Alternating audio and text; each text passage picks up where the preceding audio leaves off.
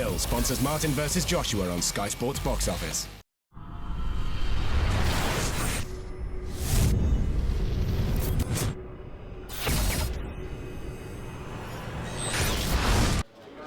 It's a KUGAN CASSIUS for IFL TV in association with Macklin's in Marbella. Are you going to put subtitles under that?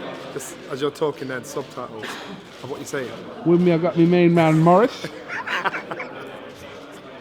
Morris.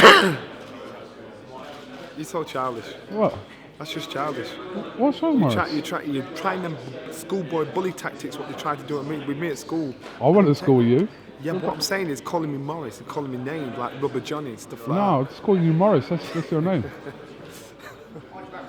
I don't know about you, but were you quite captivated in that press conference listening to Nigel Benn? It was like, and I know it was about Conor, and I was actually thinking, Nigel's opened the doors for Conor. For you to sit into, he's introduced Conor to the boxing world, to Matchroom. He's hoping that Conor has a relationship with Eddie like Eddie's dad had with Chris Eubank Snr. He's opened the door for him. Now it's time for Conor to make his own path. An idea? I'd make Conor just go out under the name of Conor, not Conor Benn. Everybody knows he's associated, but he's making his own way. Benn is like part of British boxing royalty now, using the name Benn. But that's a good idea, just to make him say, I'm on my own, I'm doing this. When I saw him on the pads, I thought, wow, he throws shots just like his dad. The only difference is, when he throws his shots, you can tell he's a lot more intelligent than his dad. Because when he throws his shots, he'll let the shots go and he'll be thinking about how he's coming back. If you look at Nigel, when he throws his shots, he throws his whole body into it. He'd say, yeah, let's have it. He'd take people out. Conor is more calculated. He's timed and he's letting the shots go, but he lets the shots go just like his dad does. And I smiled and thought, wow. I just hope he has that rudeness, that roughness that Nigel had, because that to me will be the last piece of the jigsaw to make this kid fly through. Remember, this would have been his 23rd amateur fight, but it's his first professional fight on such a big show in front of 20,000 people at the O2. How much pressure can you have? Look how this kid's talking. You know, he's just happy. He's like, kid, I can't believe this is happening for me. He's used to fighting in sheds in Australia, all right, the countryside. He's not going to get anything bigger than this apart from what he's seen on the video. So good on him. He clearly can handle the pressure or loves the pressure, because this is no big deal to him. I think any other guy would like be thinking, oh my God, this is really bad. For him, good. What do you think about, obviously, Nigel Benn's comments about he hoped Chris Eubank Jr. doesn't go his father? That's what's funny. Yeah, what? His comments were, he hope he doesn't go his father's way and be his own man. Be his own man. That's right, because if you're living in the shadows of somebody, trying to be somebody, you're never gonna get the full achievement of what you can do and what you're capable of doing. So he wants his son to be his own man. He wants his son to create his own legacy, to create his own path. He's just opened the door for his son. And I think Nigel said that because you look at Chris Sr. getting the ring with his son.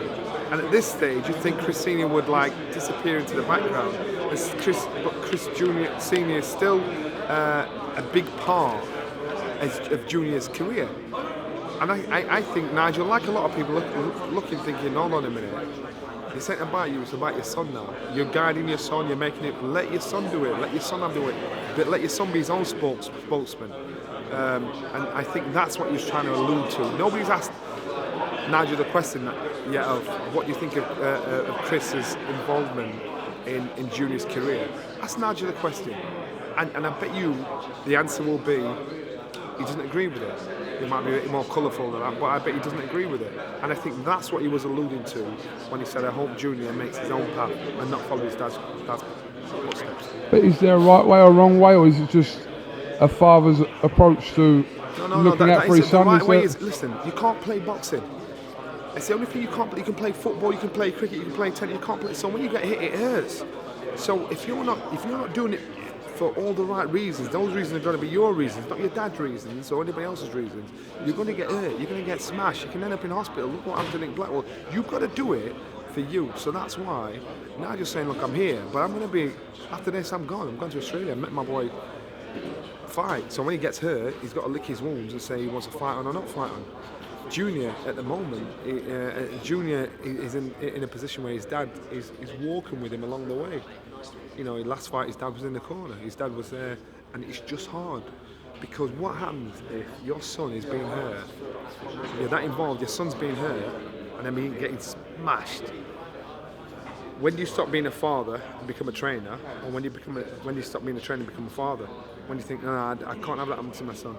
And I think that's part of the reason why Nigel doesn't want to get him too involved in his son's career, because even the thought of his son getting hit, he's thinking, I don't want to see that. He told us the story about trying to look for somebody he thought beat up his son. So can you imagine somebody beating up on your son in the ring? So I understand where Nigel's coming from. I understand the point of view when you look at Chris with Junior. I understand, but I wouldn't do what Senior's doing. I'd probably do what Nigel's doing. Just say, right, I've opened the door, off you go son, I've guided you, you want some advice, I'll give you a little bit of a tip, do it this way, it's up to you how you run this thing. Chris and Nigel, they understand the business is about making money. They want to make as much money for their kids as possible, so they will guide them and say, do this, do that, do this, do that, let me help you with this, that and the other. But the fighting side of it, you know, it's two different attitudes. Is it too much of a distraction to have that much involvement as Chris Sr does with Junior for Junior? It's clearly not a distraction for Junior, is it? Because the guy has only got one loss on his record, and Junior looks like he's a strong-minded individual. But when does it stop? When does he say, right, Dad, it's time to step away? They may have an agreement, say, son, I'm going to take you so far, and then it's not my business. They may have that agreement, and that's what you do. You go through experiences to get wisdom. There's no point in having wisdom if you're not going to share that wisdom. So that's what Chris, I'm assuming, is doing with his son. That's why Nigel's here with his son. He's passing on that wisdom. And he said, look, I'm investing this money, I'm doing this, that, and the other. So he's passing on his wisdom to help his son. But the fighting side of it, that's down to the boys. That's down to the boys to deal with it. Exciting times anyway. Great times. It'll great be times. good to see him in action this Saturday night. Yeah, I can't wait. I just think I just want to see. Let's see if he can back up the boss. Let's see if he's got how much of his dad is like. I'm looking forward to it. I've seen the shorts. Wicked. I've seen his shorts already. So you think Nigel Benn? Wait till you see Conor Benn get in the ring. Just out of curiosity, when did your kids say bye-bye Morris to you? Like, when did they say they didn't want anything?